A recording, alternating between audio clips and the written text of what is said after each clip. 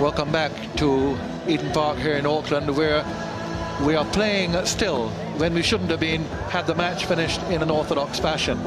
But as was the case here 3 years ago when the West Indies played against New Zealand in their first one-day 2020 international, the matches ended in a tie.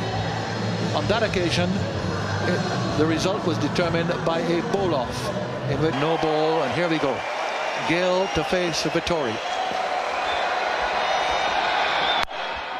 And it's in the air, it's gone, back, and a far way back.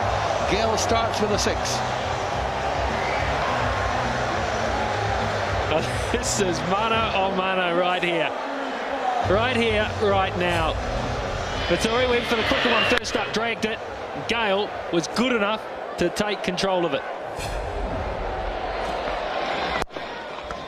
Gale again, down the ground, just one this time. They'll think of a second. Yes, Marshall says come along for it. He's there, no! Very, very close. They'll ask for the television replay.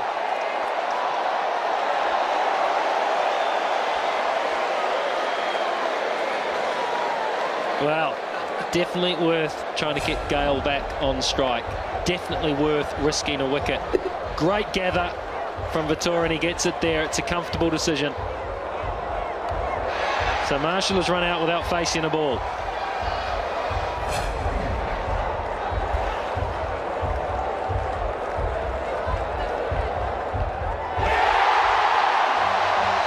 Crowd loves it.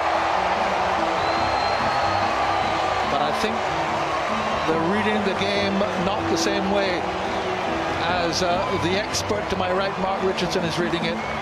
Experienced former Test player, of course, and he knows and made the point that it was worth taking the second to get Gale back on the strike. It counts as one. They did complete one, so it counts as one, and Gale has the strike. 4 balls left in the over. If now Gale is out, that's it. Shivnarine Chandapur comes in to join him. Yeah, it's all on the wicket now. Vettori needs to make sure that if Gale misses or mistimes it, he can pick him up. So that'll just add a degree of doubt, although I think in one over, I think most batsmen will forget wicket scenarios. They'll just try the quality of ball strike. They'll look to hit it out of the park. We've seen some tremendous Test matches played recently. Cricket's in a buoyant state. You've got to love this.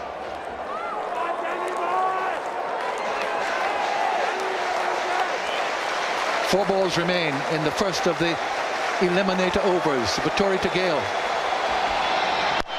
There he goes. That's another 6 from Chris Gale. A big one straight down the ground. The gamble pays off. The gamble has paid off. Pushing that extra run put Gale back on strike. And because of that, the very next delivery, he's pounded it straight back over Vettori's head, flat and hard, into the stand. 3 balls remain. There he goes again. That's on. It's gone even further. Christopher Gale. Appropriate name for the captain. Take a bow. It was the arm ball, but it wasn't full enough. This man is in such good form right now. He is so good. You fractionally miss, and he will not.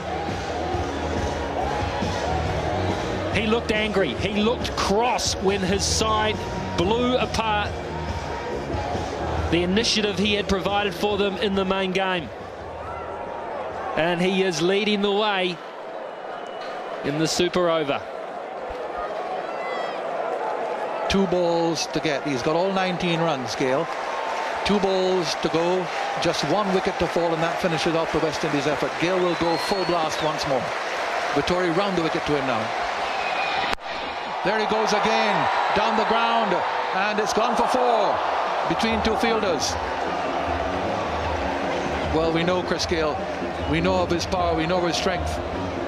And he's producing it here against a bowler who, in the match itself, bowled 4 overs and took 3 for a 16. Now he's gone 3 times for 6 and now for a 4. Last ball. He's tried for the flatter arm balls.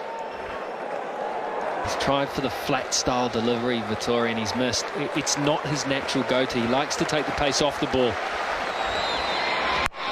There goes Gale again. It's got snow as it comes down. They've run one, they've run two. And that's the end of it.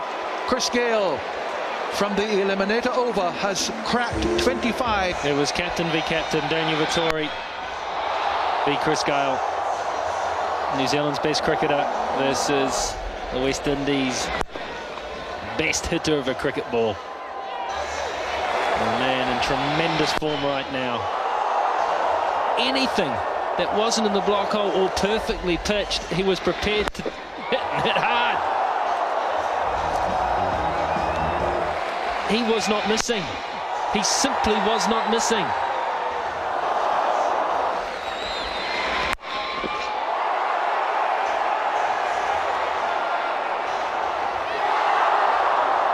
Perhaps the 26 to win. That's it. First ball, 6. Repetition of what Gale did. Heck of a start.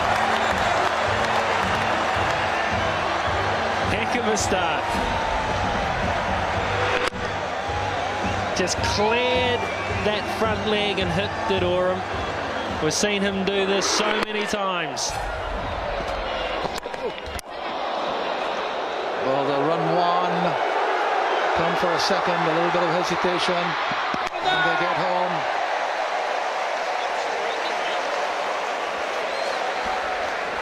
Stumps were broken.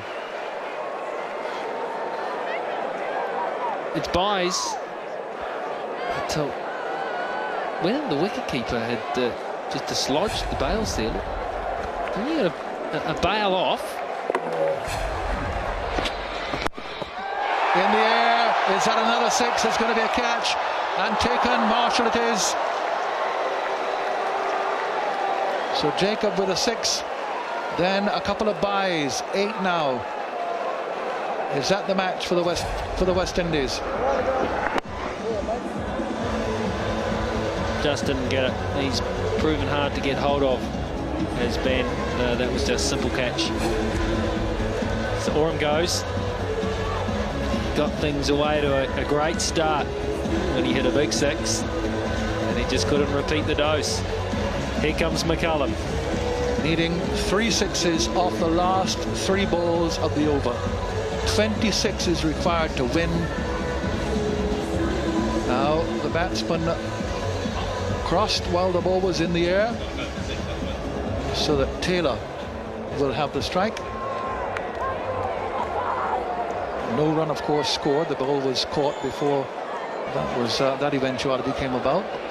So it will be Taylor. 26 needed.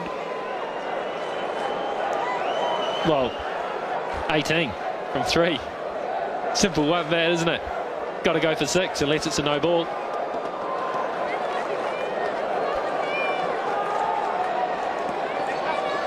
I've seen Chris Gale say to Suleiman Ben what Frank Worrell said to Wes Hall in the last over of the tie test: do not bowl a no ball.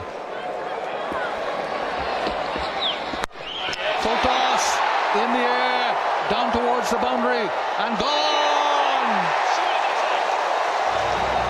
That has to be 8. It's gone for 6. Now, was it too high? Was this too high? I think the height only comes with a fast delivery. Surely. Well, best of my knowledge, it's any bowler, isn't it? Well, it shouldn't be. I mean, if you're bowling slow and you're bowling full tosses, I mean, you can whack it as that one was whacked. 2 6s needed. Well, when's the cutoff? When's the cutoff? Who's a fast bowler and who isn't? Yep. It's a no ball. The score was 8, so that's gone for 7. So it must only be the 1 with a no ball. That went for 7. Oh, yeah! That's it, all over. West Indies have won. Ben Bowles, Ross Taylor, and the West Indies have won the first ever 2020 international to be decided by an eliminator over. 2 batsmen out.